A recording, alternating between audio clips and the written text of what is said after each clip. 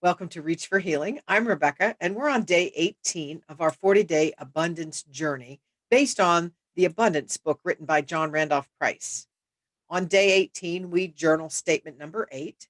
And so I'm going to share my screen and we'll chat about it on the other side. Here's statement 8.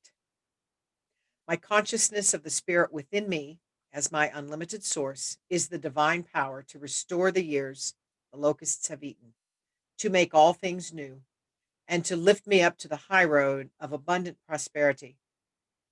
This awareness, understanding, and knowledge of spirit appear as every visible form and experience that I could possibly desire.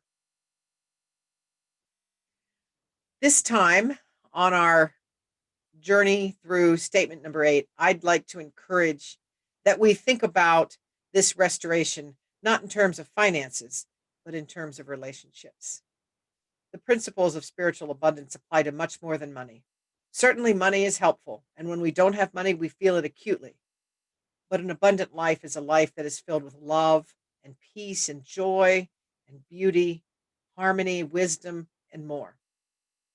And so, as we journal this eighth statement, and as we take into our consciousness this promise that the divine spirit has the power to restore the years the locusts have eaten, to make all things new, I'm going to encourage you to think about where and what relationships you have that could use some restoration, that could benefit from being made new.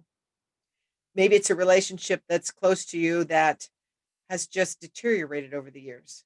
Or maybe it's a relationship that has been so far gone that you still acknowledge each other from a distance, but it's not ever what it was. The principles of spiritual abundance can heal financial circumstances, but they can also heal our hearts, our relationships, and our interactions with others. And so, as we journal this eighth statement on this second pass through these 10 statements, I'm encouraging each of us to think about how this divine spirit can restore the years the locusts have eaten, how it can make all things new and appear in our lives as every visible form and experience that we could possibly desire. I hope you'll come back tomorrow for our day 19 journal statement. Until then, be well. Take care.